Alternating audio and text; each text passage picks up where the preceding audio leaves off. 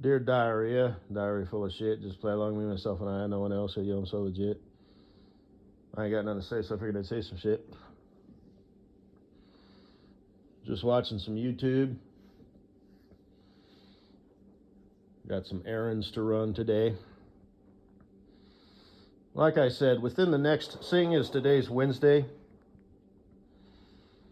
we'll sort of pencil in, unofficially by the end of next week.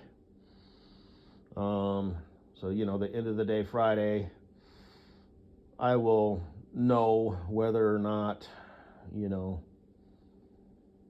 I'll be going back to work for the company that I worked for before Walmart, the land of milk and honey, live better as a driver, or whether I need to, hit the streets. And we'll try and get, a CDL job, because I will have my CDL at that point. But like I said, it will be difficult because of the DUI thing. And we'll give that, a solid week or two of dropping off my resume, filling out online applications and uploading resumes and all that shit. I always like to actually drive to the place and drop off a physical copy of the resume. Even during modern times, I think it kind of gives you an edge. And my resume is just a homemade, just typed up. It's not in official form or anything like that. It doesn't have to be all proper because of the type of jobs that I do. So that's fine, I like my future bestie Cool Breeze talks about, HR cunts, and how they might not look at your resume because the typing was too big or too small or whatever. So it's like, this person's an idiot. They don't pay attention to the details. And maybe that stuff does matter. It most likely doesn't. But in my line of work that I do, which is generally on the blue collar side of things, nobody fucking cares.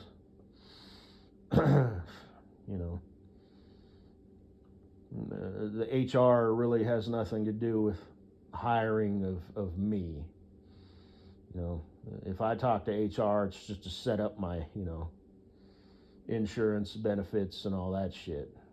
They're not the one who's reviewing my resume. But so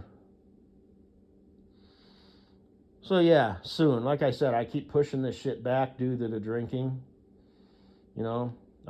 I should have, basically I've put myself a month behind at this point. And I was already on a lax, schedule anyway. I'm just coasting. I don't want to coast for much longer, because like I said, as a grown-up boy in the grown-up boy world, thousands of dollars, leave my bank account every month. And that just doesn't sit right with me. So,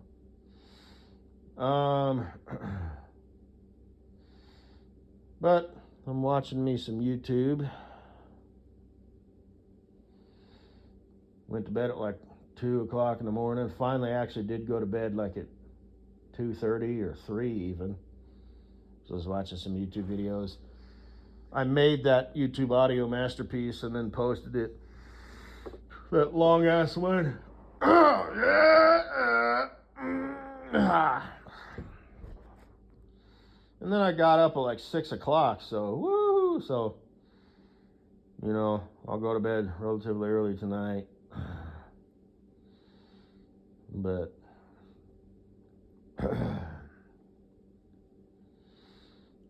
anyway, and I'm watching my future bestie Cool Breeze, and it did a video. It was kind of an older one, I think, talking about Dubai chocolate and how there's, there is an original Dubai chocolate, but it's, nothing. I guess they're charging a, ridiculous amount of money for it just because they can, and people will buy it just to kind of be on the hip, trendy side of things, and try new things. And even if they only buy it once, there's so many tourists that go through Dubai. Because I think Dubai, wasn't I'll have to look it up. Isn't that like an island that they built? It is like, it's not even like a real place. They built it strictly for tourists. I don't know. I'll have to look it up. But anyway, so of course they got a bunch of knockoffs, and they've got knockoffs here in the States, and they're of course charging more for it. And hey, if you don't want to buy it, don't buy it. I mean, I guess you can do whatever. I'd probably buy it once and never buy it again. So I'm contributing to the quote-unquote scam, or the fuckery, but yeah, I would. So,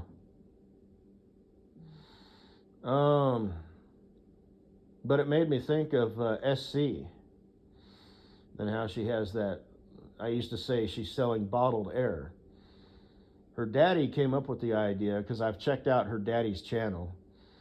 Her daddy is, I remember it said on his channel, habitual entrepreneur.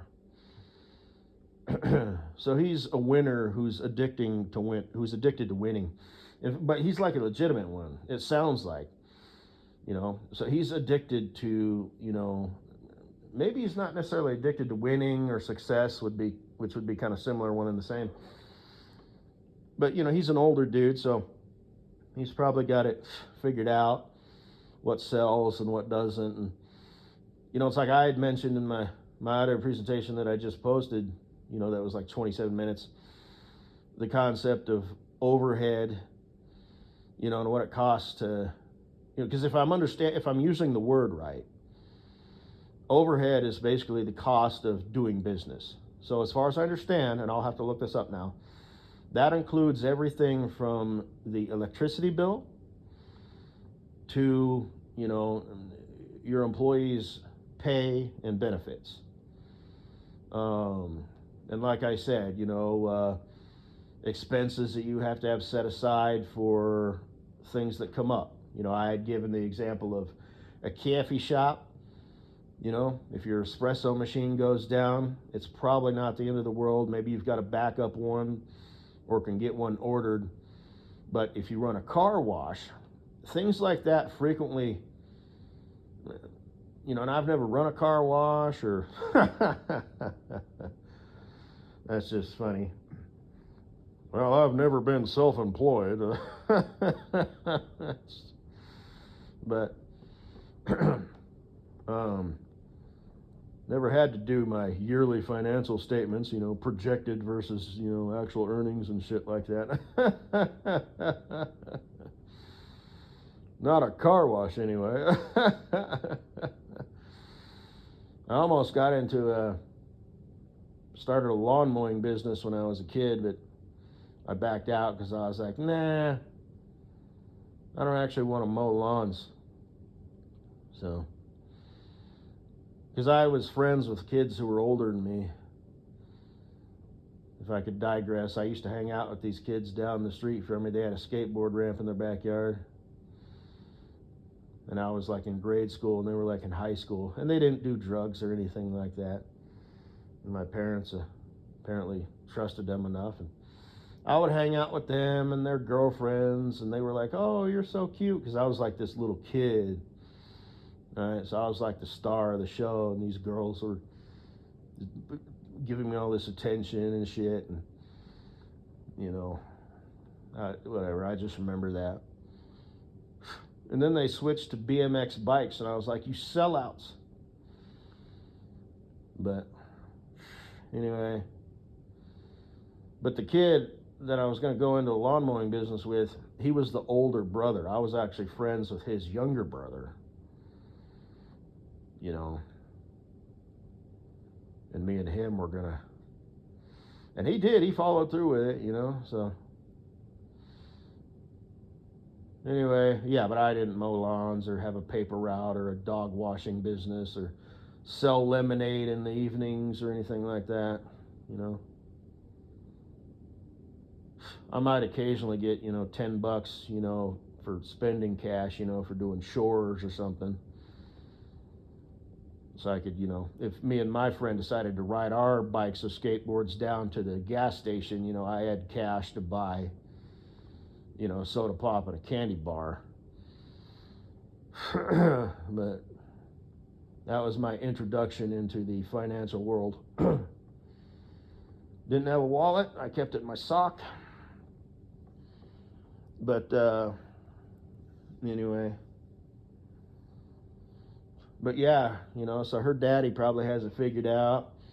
Her mommy probably has some sort of coma business, you know, either washing dogs or doing hair, or maybe she's a botanist, you know, grows flowers and makes bouquets. Maybe she does baking, like making cookies and shit. Okay, but now you're kind of getting more into like the labor intensive stuff, you know. I mean, baking isn't super hard or anything, obviously, but you know, you're buying flour, you know, in bulk, and you know, you're baking shit. You know, ovens are energy hogs, you know, so you're having to kind of keep, you know, that's another draw, you know, on your overhead versus cafe. The cafe machine, as far as I understand, is not going to be an energy hog to the same level as an industrial baking oven is. You know, like if you go to Domino's Pizza or Pizza the Hut, you know, or something like that. Those big damn ovens they got back there, you know. But, and I don't know what the numbers actually are. I'm just saying, you know, common sense, that's how that works. If you're going to have an oven that's going to be running from closing time, maybe it needs 20 minutes to warm up, you know, and then you shut it down at the end of the day, and that bitch is on, you know, 7 days a week, you know, for however long Domino's Pizza is open. I'm assuming probably like, you know, 9 o'clock in the morning until like 9 o'clock at night at least, if not 10 or 11 even, maybe not that late. So you think it's just like this simple thing, and it's not. But anyway, I'd give an example of, you know, the car wash needing some part, you know, that they only make, you know, from Zenkenhukel, you know, car wash parts, you know, some foreign company, you know, Fruhog Laufenhoek, you know, because frequently that's how shit like that works, you know.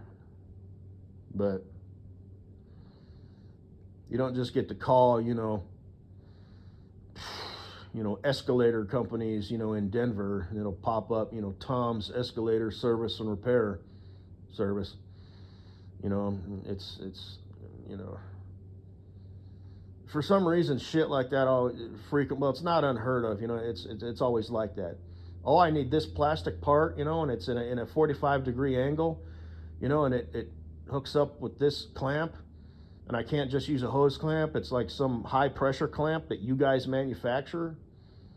Not that there's extreme pressures in car washes. In fact, it's low pressure, because to get quote unquote high pressure, you know, the water is actually forced, you know, low pressure out of a smaller nozzle, so it creates the illusion of high pressure when the actual H2O molecules are now low pressure. I know that because I'm smart. So it's why when you look down at a bridge and you look at the pylons, it's like the water is actually lower around, because it hits that concrete, and instead of building up, it's like the water molecules stretch out, and that water starts moving faster, you know, so it's actually like a dip in the water, you know. Or like those bridges, you know, that are, what are they, like culverts, those big pipes. It's like the water is actually lower, the water level. It's built up kind of around the sides, so that's quote unquote high pressure, but it's, you know, just sort of lingering. And then once it, you know, goes through the pipe, it's moving faster, and the water level is lower. But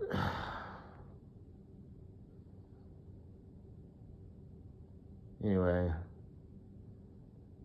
and be careful of water, kids. You never know what's underneath. It could be a rock or a tree or some piece of garbage that you could get snagged on. I'm just saying, that's never happened to me. But in dirty water, microbes and parasites and stuff, something might swim up your asshole or up your dick or get in your mouth. Nose, ears, or eyes, or an open cut that gets agitated. Now something's in your bloodstream, and most likely you'll be fine. Not to sound like a fuddy-duddy, you know. I mean, have your fun and stuff, you know, but just, you know, just throw that out there. You know, I'm not saying, you know, you want to make a tire swing and hang it from a tree, you know, and swing it into a lake, you know. Fine, go ahead. Just, you know, be aware.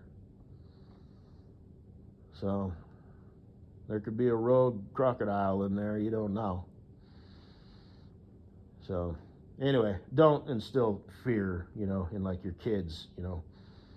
And I'm kind of approaching this from that of a parent, you know. We're going to go swimming in the irrigation ditch. Not that there's irrigation ditches out here. There was at my grandparents' old house, and it would be full of water sometimes. And I remember, you know, playing in it and stuff. I mean, I didn't move out there until I was like 16, but I remember like wading in it, you know, when it was hot and stuff. You know, it's like, just be mindful, you know. Is there some sort of pipe that you're unaware of or something that's sucking it, you know, drawing it in somewhere, and you're going to get your foot stuck in there or some shit? You know, just know what you don't know. Not saying be paranoid. Just always kind of have the approach of what could possibly go wrong. And don't live your life in fear, you know, or hesitation. But just know what you don't know. Know that there are unknowns. There will always be unknowns. You know. And again, talking about business and shit. You know, a car wash. Well, we know that people are going to wash the shit out of their cars, you know, in the spring, summer, and into the fall. Winter, it's going to, you know, shut down. You might be able to stay open, you know, because it's like enclosed or whatever, you know, so you don't have to worry about shit freezing. But you know, if that's like your business where you have the you know, you write down what wash you want, you know what I mean? You want this, I don't know how much car washes cost these days, but like where you get out of the car and they just put it neutral and drag it along, you know, some tracks. You know, one of those cars, you know, and then somebody else will vacuum it, or you can vacuum it yourself. You know, that your car always smells nice. You know, do you want lemon scent, pine tree scent, new car scent, leather scent? You know, it's like I don't know how lucrative car washes are. I guess I'll have to look that up on the old intronets, the YouTubers. But, you know, like I said, you know, okay, let's say you own a string of laundromats. Yeah, I'm going to assume you're just barely breaking even. If you own a string of coffee shops, it seems to me like that might be fairly lucrative because, you know, each customer might be paying more for a car wash versus a cafe. But, you know, caffeine is addicting. For a lot of people, it's part of their morning routine. As I said, you know, I think the recipe for success is you need two things: a drive-through, and it needs to be in a high location area where people can just swing in on their way into work, you know. So it needs to be, you know, off of either a main road or the interstate, you know. Preferably be next to something else, some other business, you know, where it's like, okay, hey, we went to the grocery store, now let's get a cafe. Or even some, like a home, oh, we went to a hardware store, you know what, I could use a cafe. You know, I'm a contractor here picking up some bags of concrete. You know what, it's, well, a contractor would probably slam an energy drink versus a cafe. But,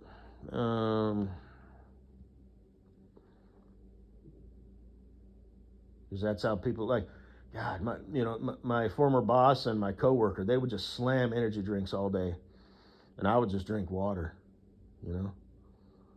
And those energy drinks are bad for you. But anyway, I'm up here at almost 20 minutes. You know, SC's daddy, you know, set that up, and she probably didn't have to do fuck all shit. And what her daddy did is she knew, you know, he did the same thing as Bundle Baby is doing. she's turning herself into a brand. You know, she's not offering products or services that are unique, you know, to a particular industry and that she is a specialist in, you know, and you can depend on, and she's, you know, reasonably pricing shit out and can get things done in a reasonable amount of time, which, like I said, might be a surprise issue in the car wash industry, you know, because you need some fucking weird ass part that you can't buy at Home Depot or make or whatever, or maybe things are under warranty, but if you fuck with it, it's not under warranty, you know. But warranties are kind of like, man, I don't know, yeah, kind of fuck that shit, yeah, right. Warranties are generally designed to end about 6 months before something goes wrong, you know, because, you know, nobody's on your side, you know. Fuck no. But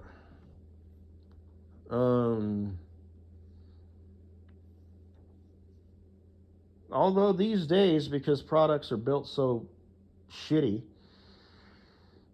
you know, so if you, like, it depends on what the cost is, you know. Let's say you buy an espresso machine for like $50. I don't remember what mine cost. I haven't used it in, well, since I bought it. That's going to be your realm, Katie Boo. Like I said, the kitchen's going to be yours. Shit, the whole upstairs is going to be yours. It's waiting for you, baby girl. It's just waiting for you. I ain't using any of this shit. I sit in the chairs, and that's pretty much it. And then once you were my sweet little boo-thang wife and you're in my life, you know, the man cave, quote unquote, is going to be downstairs. The TV will be set up downstairs. The basement will be finished. And upstairs will be like the contemporary modern dinette sets, kitchen sets, bedroom sets, you know. We'll just modernize the whole fucking house, you know, with whatever style you want to go with. You want to go with like rustic, woodsy type shit. You want to go with like metal, shiny shit, you know. I'll kind of leave that up to you. Hopefully you don't want to go like the glass route, you know, like my grandparents had like coffee tables that were made out of glass, and it's like, whoa, Jack, woohoo. But anyway, so yeah, that just 22 minutes in, that's all I had to say. This is just sort of an all over the place ramble, not really a rant, but just me thinking out loud.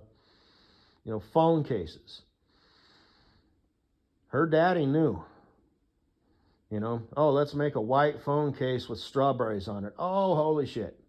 You know, like I said, it's nothing new or creative. It's just, it's her. You are the brand, baby girl. My 2 successful daughters. And like I said, the wife, I don't know of her social media presence. I would assume that she has one. She probably has something to keep herself busy. Again, something that's not super... Man, my future bestie Cool Breeze had mentioned somebody that she knew. She specialized in like donuts and funnel cakes.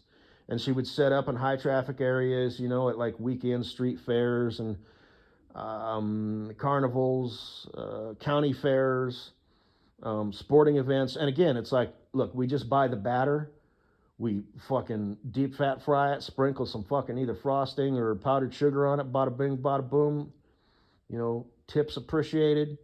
There's the tip jar. You can either tip on the credit card machine, or you can put it in a plastic jar that I wrote in marker, you know, tips with a smiley face. And she would make a killing.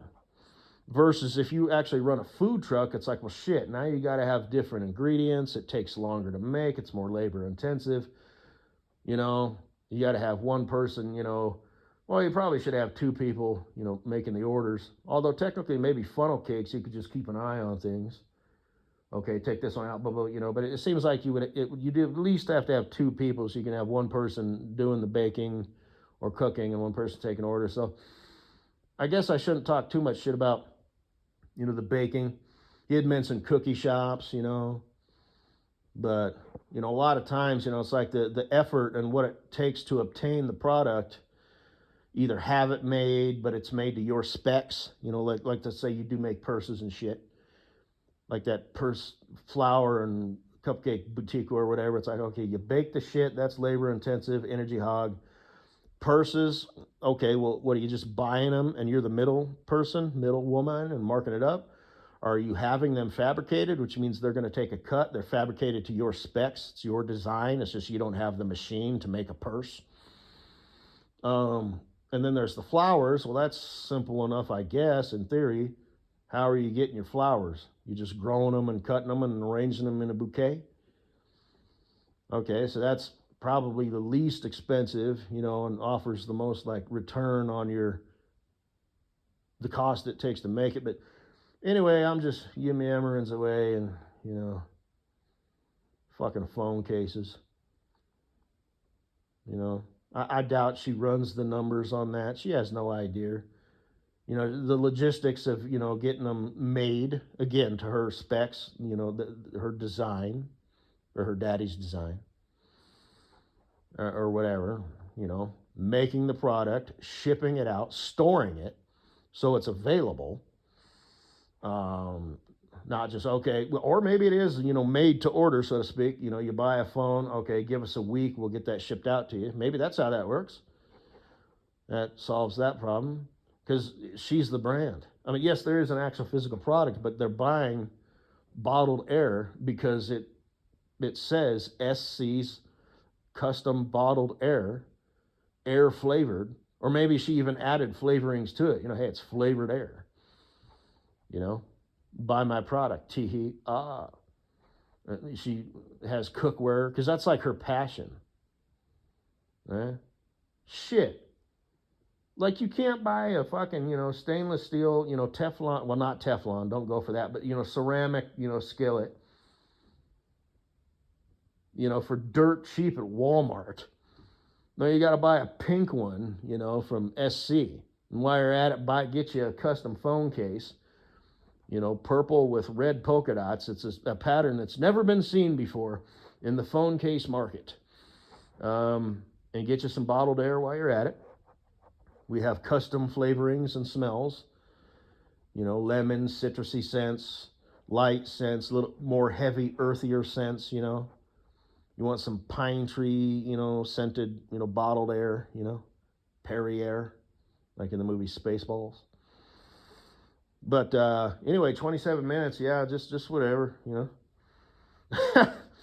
Yep. They're going to these just like I said, they go to these fashion shows. They treat themselves. But it's legit. You know, they're not fronting. They're just out there, you know. The pictures aren't overly done up. You know, it's not, look at me, world, I'm the hot shit and you ain't the hot shit. It's honest. You know, but come on now. You sell frying pans and phone cases. Shut the fuck up. Get the fuck out of here. Do you have any idea how this shit actually works, or do you just suggest, hey, I have a great idea? Red background. Now get this. I know this is a little bit intense. Well, she would just say puppies. Puppies and kittens together. Two opposite species interacting. So it's kind of like there's a subliminal message. And, you know, the dad's like, that's a little bit more complex design. Okay, so it's going to cost a little bit more. So we might actually end up maybe not losing money, but it'll be less profit. But, you know, my baby girl, her creative mind, I'm the machine. You know, I'm the fuel, I'm the machine. She, you know, I'm everything that makes this machine run. But she's the driver. And I make sure that she doesn't over push the machine past its limits. You know, and he's the man. He's the brains. And his two lovely, beautiful daughters and his wonderful trophy wife.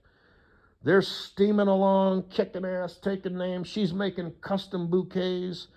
SC is making multi-pronged, you know, bottled air, phone cases, and cookware. And that's 3 things she's got going on, you know? And I doubt she has any idea how it works.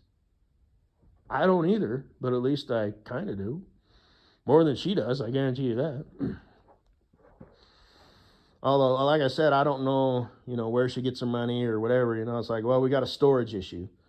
Well, let's just rent a warehouse, you know, for I don't even know. How much does it cost to rent the warehouse, per month? $5,000, $10,000? Is it heated? Climate controlled? I don't know. It's going to have to meet standards and stuff like fire code and whatnot. Maybe somebody else owns the bitch and they're responsible for maintaining it, and you're just flipping the bill. And maybe there's contracts, lease contracts, so they can't like kick you out, and really fuck things over, But anyway, just thinking out loud. By the way, the self-storage idea, that's something that I need to kind of maybe think about as passive income and run it past my dad, because he's getting up there in age. He's about to sell his business for a large chunk of money. He's got the condo that he's going to start renting out. And I think he wants to get more condos. But I'll suggest that to him. Say, hey, and I'm not saying one of these fancy ones, that has to have somebody there, who just lives there 24/7.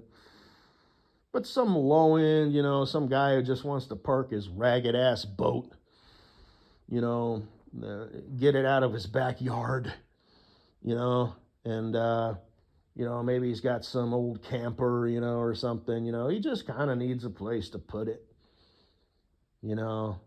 maybe it's something I'll run past him. Well, it's not something that maybe I will.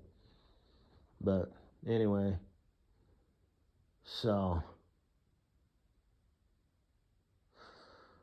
you're welcome.